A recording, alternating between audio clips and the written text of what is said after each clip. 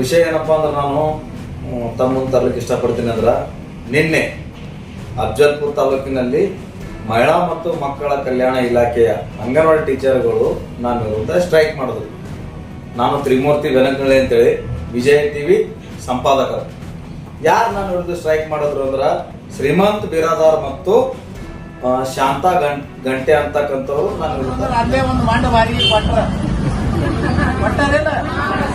ಮಂಡ ಬಾರಿಗೆ ತಗೊಂಡಿಲ್ಲ. ನೀವು ಏನ ಶ್ರೀಮಂತ ಬಿರಾದಾರ್ ಅವ್ರೆ, ನೀವು ಹೇಳ್ತೀರಿ ಅಂಗನವಾಡಿಗೆ ಯಾರಾದ್ರೂ ವಿಸಿಟಿಗೆ ಬಂದ್ರೆ ಪೊರಕೆ ತಗೊಂಡು ನಿಂದಿರಿ, ಪೊರಕೆಲೆ ಹೊಡ್ರಿ ಅಂತ ಹೇಳ್ತೀರಿ. ಇವೆಲ್ಲ ಪ್ರಚೋದನಕಾರ ಭಾಷಣಗಳು ತಾವು ಮಾಡ್ತೀರಿ, ಮೈಕ್ ಕೈಯಾಗಿ ಸಿಗೋಣ. ಮತ್ತು ನಿಮ್ಮ ಮಡದಿಯವರು ಶಾಂತಾ ಗಂಟೆ ಮೇಡಮ್ ಅವರು ಇವರು ಕೂಡ ಹೇಳ್ತಾರೆ, ಆಯ್ತು ನೀವು ಇಷ್ಟು ಮಾಡೋಣ, ಇದಕ್ಕೆಲ್ಲ ಹೆದರ್ಕೊಳ್ಳೋರು ಅಲ್ಲ ನಾವು ಪತ್ರಕರ್ತರು.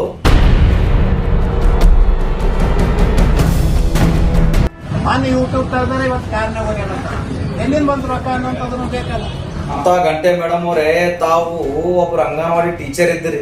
ತಮ್ಮದು ಕಲಬುರಗಿಯಲ್ಲಿ ಮನೆ, ಅಫ್ಜಲ್ಪುರದಲ್ಲಿ ನಿಂಬಿ ತೋಟದಲ್ಲಿ 3 ಅಂತಸ್ತು ಮನೆ, ಅಫ್ಜಲ್ಪುರದಲ್ಲಿ ಸೈಟು ಮನೆಗಳು ಇವೆಲ್ಲ ಎಲ್ಲಿಯೂ ಬಂದ್ರಿ. ಅಂದ್ರ ಬಡವರಿಗೆ ಸೇರ್ತಕ್ಕಂಥ ದವಸ ಧಾನ್ಯಗಳನ್ನು ಕೊಳ್ಳೆ ಹೊಡೆದು ನಿಮ್ಮ ಮನೆಗಳು ಕಟ್ಕೊಂಡಿದ್ದೀರಿ. ಇಲ್ಲ ಅಂತಂದ್ರೆ ನಮ್ಮಲ್ಲಿ ಜೋಳಿಗೆ ಅವ್ರಿಗೆ ಕುರ್ತಿಯವ್ರು ಬೇಡ್ಕೊಂಡು ನಾವೆಲ್ಲರೂ ಹಾಕ್ತೇವೆ. ಇಂಥವಕ್ಕೆಲ್ಲ ಅನ್ಸಲ್ರಿ. ಇನ್ ಮುಂದೆ ದಿನ ಇವೇ ಸುದ್ದಿ ಮಾಡ್ತೀನಿ ನಾನು. ಅಲ್ಲಿ ಉದ್ಘಾಟನೆ ಮಾಡಿದ್ರು, ಇಲ್ಲಿ ಜಾತ್ರೆ ಇತ್ತು, ಅಲ್ಲಿ ಇದು ಇತ್ತು, ಇಂಥವೆಲ್ಲ ಸುದ್ದಿ ಮಾಡಲ್ಲ ನಾನು. ಭ್ರಷ್ಟ ಅಧಿಕಾರಿಗಳ ವಿರುದ್ಧ ಸುದ್ದಿ ಮಾಡವ, ಭ್ರಷ್ಟಾಚಾರ ಮಾಡಿದವ್ರ ವಿರುದ್ಧ ಸುದ್ದಿ ಮಾಡವ. ಇನ್ನು ಮುಂದೆ ಇದ್ರಕ್ಕಿಂತ ಜಾಸ್ತಿ ಮಾಡ್ತೇನೆ. ತಪ್ಪೇನಾದ್ರು ಇದೆ ನಾನೊಂದು, ನೀವು ಈ 10 ಕೇಸ್ ಅಲ್ಲ 100 ಕೇಸ್ ಹಾಕ್ರಿ ನನ್ನ ಮೇಲೆ, ನಾನು ಕೇಸ್ ಮಾಡ್ತೇನೆ. ನಾನು ಅಂಜಲ್ಲ, ನಾನು ತಪ್ಪೇ ಮಾಡಲ್ಲ ಅಂದ್ರೊಳಗೆ ಯಾಕೆ ಹಂಚ್ಬೇಕು? ನಿಮ್ಮತ್ತ ಗೋಟೆ ಬೆದರಿಕೆ ಹಾಕೋರಿಗೆಲ್ಲ ಈ ತ್ರಿಮೂರ್ತಿ ಬೆನಕಳ್ಳಿ ಅಂಜೋದಿಲ್ಲ, ಅಂಜೋ ಮಗನೂ ಅಲ್ಲ.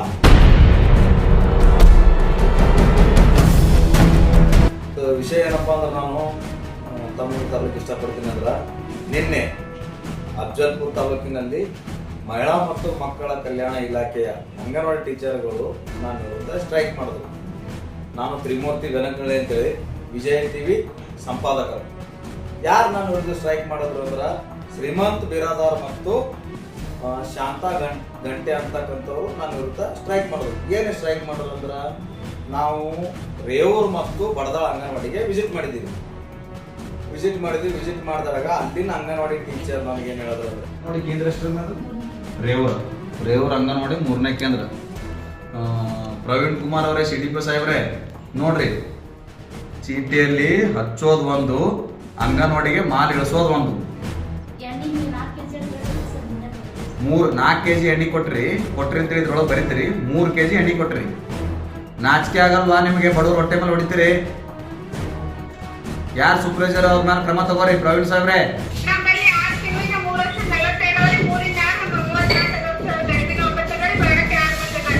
ಈಗ ನಿಮ್ಗ ಇಲ್ಲಿ ಈ ಅಂಗನವಾಡಿ ಏನ ಈ ಅಂಗನವಾಡಿ ವಿಸಿಟ್ ಮಾಡಿನಲ್ರಿ, ಈಗ ನಿಮ್ಗ ಅಕ್ಕಿ ಎಷ್ಟು kg ಇಳಿಸ್ಯಾರಮ್ಮ? ಎಷ್ಟು ಇಳಿಸ್ಬೇಕ್ರಮ್ಮ ಅಕ್ಕಿ ರೀ? ಅಲ್ಲ ನಿಮ್ಮ ರಿಸಿಪ್ಟ್ ಒಳಗೆ ಎಷ್ಟು ಬರ್ದಾರಮ್ಮ?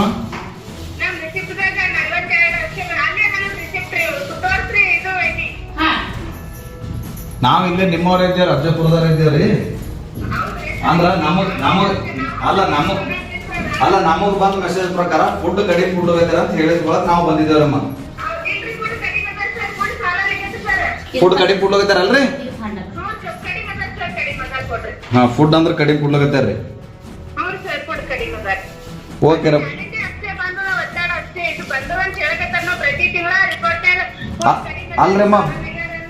ಅಲ್ರಮ್ಮ ಬೆಲ್ಲ ಎಷ್ಟು kg ಕೊಟ್ರಿ? ಇಲ್ಲ 32 kg ಕೊಟ್ರಿ. ನಿಮ್ಮ 42 kg ಬೇಕ್ರಿ? ಅಂದ್ರೆ 32 kg ಕೊಟ್ರಿ. ಅಲ್ರಿ ಅಕ್ಕಿ ಎಷ್ಟು ಕೊಟ್ರಿ ಅಮ್ಮ? 55 kg ಬರ್ದಾರ್ರಿ ಇಲ್ಲಿ. ಇದನ್ನು ಕಡಿಮೆ ಕೊಟ್ರಿ ನಿಮ್ಗ, ಅಷ್ಟು 13 kg ಕಡಿಮೆ ಕೊಟ್ರ.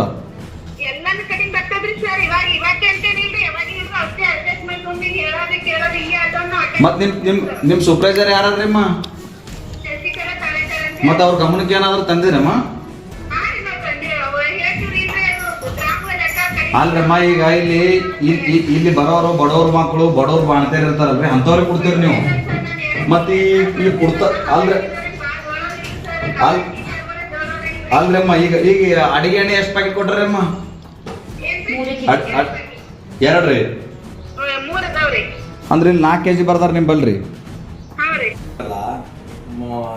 ಈ ಶ್ರೀಮಂತ ಬಿರಾದಾರ್ ಮತ್ತು ಶಾಂತಾ ಗಂಟೆ ಮೇಡಮ್ ಅವರ ಬಲಗೈ ಬಂಟ್ರು ಬಡವರಿಗೆ ಅವರು ಅಂಗನವಾಡಿ ಟೀಚರ್ ಈಗ ರಿಟೈರ್ಮೆಂಟ್ ಆಗ್ಯಾರ. ಅವರು 1.5 ವರ್ಷದಿಂದ ಅಂಗನವಾಡಿ ಮಾಲ್ ಕಳ್ತನ ಆಗ್ಯದ ಅಂತ ಹೇಳಕ್ಕಿಂದ್ರ ಬಂದ್ ಅಫ್ಜಲ್ಪುರ್ ಪೊಲೀಸ್ ಸ್ಟೇಷನ್ದಾಗ ಅರ್ಜಿ ಕೊಟ್ಟಿದ್ರು.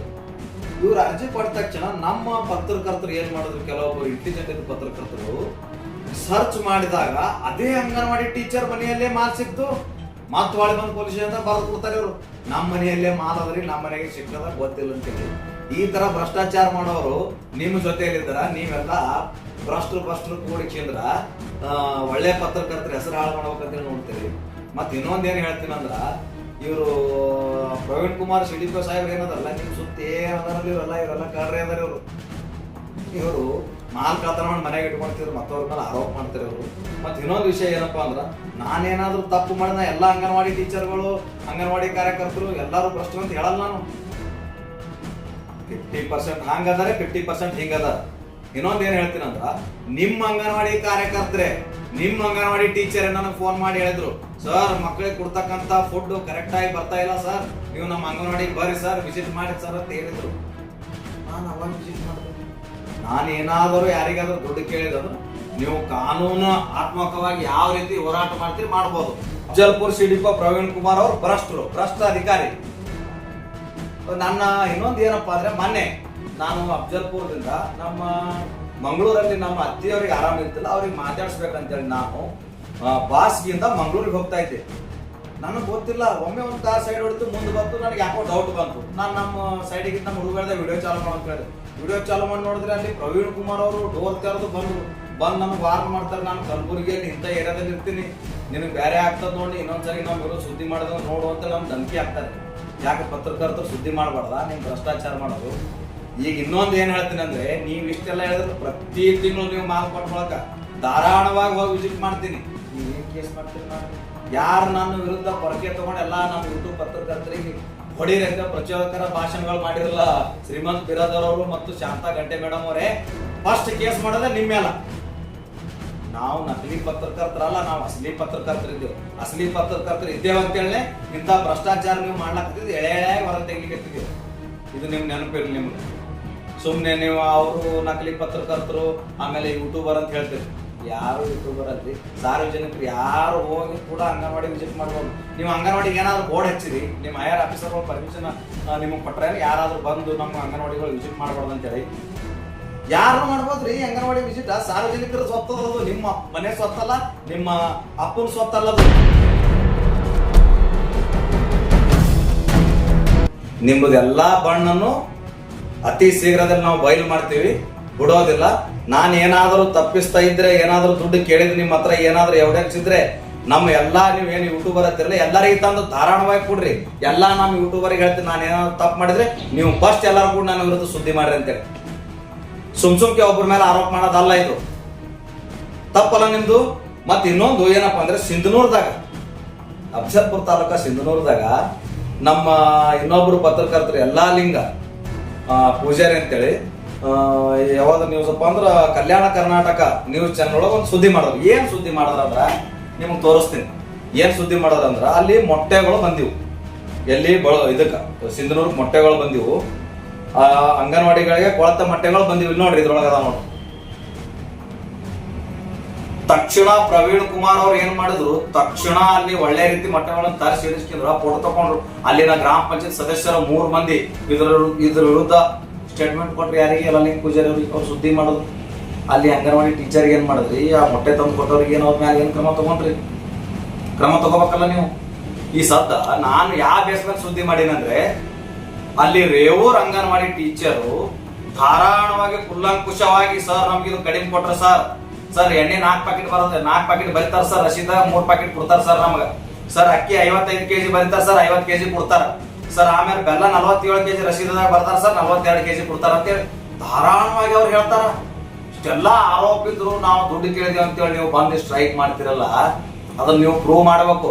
ನೀವು ಪ್ರೂವ್ ಮಾಡಿಲ್ಲ ಅಂದ್ರೆ ನಿಮ್ಮ ವಿರುದ್ಧ ಶ್ರೀಮಂತ್ ಬಿರಾದಾರ್ ಮತ್ತು ಶಾಂತಾ ಗಂಟೆ ಮೇಡಮ್ ಅವರೇ, ನಿಮ್ಮ ವಿರುದ್ಧ ನಾವು ಕಾನೂನು ಕ್ರಮ ಹೆಂಗ್ ತಗೋಬೇಕು ಅದನ್ನ ನಾವು ತಗೋತೇವೆ, ಬಿಡೋದಿಲ್ಲ.